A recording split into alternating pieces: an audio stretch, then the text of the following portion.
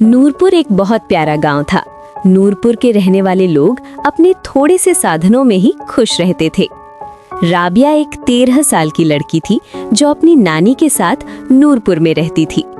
उसके माँ बाप की मौत को काफी समय हो चुका था। नानी छोटे मोटे काम करके बहुत मेहनत से राबिया को पाल रही थी। उस दिन भी राबिया खेलकर घर वापस आई और नानी से खाना मांगा। खाने में साग और मक्के की रोटी देखकर राबिया का मन खराब हो गया। वो बिना कुछ खाए पिए अपने छोटे से कमरे में चली गई। माँ बाप को याद करते करते उसे पता ही नहीं चला और वो सो गई। जब उसकी आंख खुली तो सुबह हो चुकी थी। उसे स्कूल जाने के लिए तैयार होना था। ये काम भी उसे बिल्कुल पसंद नहीं था। उसे पढ़ाई में बिल्कुल मन नहीं लगता था, लेकिन नानी उसे बहुत पढ़ाना चाहती थी। राबिया रोज नानी से कहती थी कि गांव की कोई भी लड़की इतनी दूर पढ़ने नहीं जाती, मुझे भी खेलना है, पढ़ना नहीं है। नानी प्यार से उसे समझाती और कहती, बेटी पढ़ाई बहुत बड़ी दौलत होती है। तैयार होकर वो नानी के साथ रसोई में आ गई और नाश्ता करने लगी। नाश्ता उसकी पसंद का था और वो रात से भूखी भी थी, इसलिए उसने अच्छे से नाश्ता किया। दोनों ने मिलकर गरम गरम चाय पी। फिर राबिया स्कूल जाने लगी। जाते हुए भी वो नानी से कहती गई, नानी मैं आकर साग नहीं खाऊंगी। ये सुनकर नानी हंस पड़ी। गांव का रास्ता बहुत खूबसूरत था। राबिया को स्कूल बहुत दूर जाना पड़ता था। रास्ते में चलते हुए वो गांव के लोगों को काम करते और बच्चों को खेलते देखती थी। ये सब देखकर उसका मन और भी उदास हो जाता था।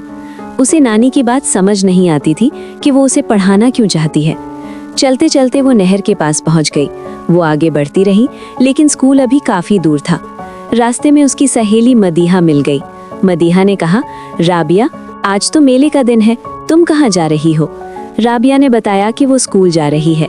ये सुनकर मदीहा ने उसका मजाक उड़ाया। राबिया को गुस्सा आ गया और वो गुस्से में आगे बढ़ गई।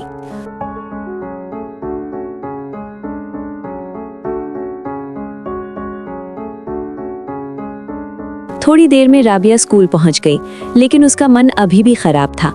उसने अपनी कक्षाएं ली। राबिया एक होशियार छात्रा थी, लेकिन फिर भी उसका पढ़ाई में मन नहीं लगता था। इसी बीच छुट्टी हुई। राबिया कैंटीन गई और साग की याद आते ही उसने बर्गर ले लिया और मजे से खा लिया। कैंटीन में बहुत सारे बच्चे खाना खा रहे थे। राबिया ने भी अपना बर्गर खत्म किया। छुट्टी होने पर राबिया फिर अपने घर की ओर चल पड़ी।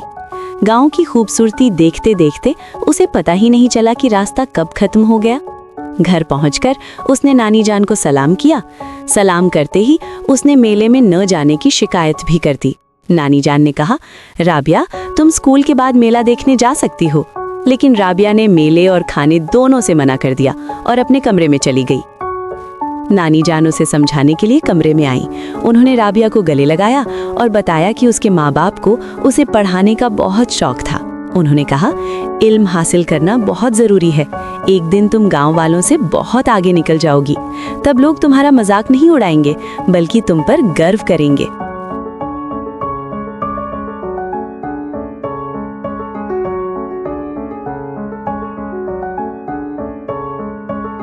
थोड़ी देर बाद नानी जान आंगन में बैठकर बर्तन धोने लगी। राबिया फिर उनके पास आई और बोली, नानी जान आप सारा दिन अकेले काम करती हैं। अगर मैं स्कूल न जाऊं तो आपकी मदद कर सकती हूँ। लेकिन नानी जान ने वही बात दोहराई। ये सुनकर राबिया का मन फिर से उदास हो गया। नानी जान कभी कभी बहुत परेशान हो जाती थीं।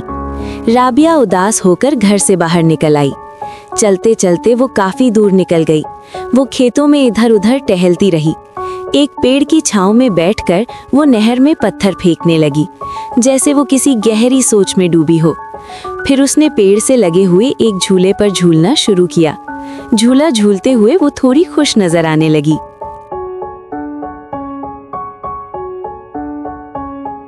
वापसी में घर जाते समय उसे फिर गांव की कुछ लड़कियां मिली। उन्होंने राबिया को देखकर मेले में ना आने पर फिर उसका मजाक उड़ाया। राबिया रोते हुए वहां से चली गई। जब वो घर पहुंची तो काफी शाम हो चुकी थी। नानी जान कहीं नजर नहीं आई। राबिया ने अपना होमवर्क किया और पता ही नहीं चला कि वो कब सो गई। थोड़ी देर बाद नानी जान उसे देखने कमरे में आई। राबिया सो रही थी। नानी जान ने प्यार से उसे सहलाया और उसके लिए दुआ की। दिन ऐसे ही बीतते गए। सर्दियां आ गई थीं।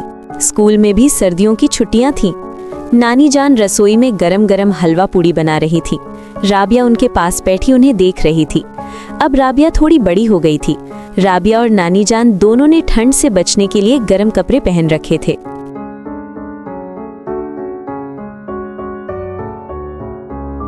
इसी दौरान शहर से कुछ लोग गांव घूमने आए।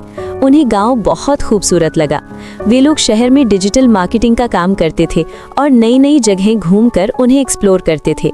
उन्होंने गांव की बहुत सारी तस्वीरें लीं। गांव की सुंदरता देखकर उनका दिल खुश हो गया। उन्होंने सोचा कि यहीं से अपना सोशल मीडिया चैनल शुरू किया जाए।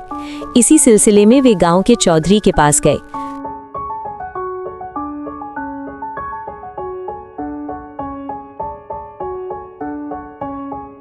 चौधरी ने गांव के लोगों को इकट्ठा किया। शहर के एक आदमी ने गांव वालों को समझाने की कोशिश की कि वे क्या करना चाहते हैं, लेकिन गांव वालों को कुछ समझ नहीं आया। राबिया, जो उन सब में सबसे ज्यादा पढ़ी लिखी थी, आगे बढ़ी और उसने उनके सभी सवालों के जवाब दिए। शहर के लोग राबिया से बहुत प्रभावित हुए। इनाम में उन्होंने राबिया को एक लैपटॉप दिया और एक रिमोट नौकरी भी दी, जिसे वो गाँव में बैठकर कर सकती थी और शहर को डेटा भेज सकती थी। अब राबिया को नानी जान की बातें सही मायने में समझ आ गई थी।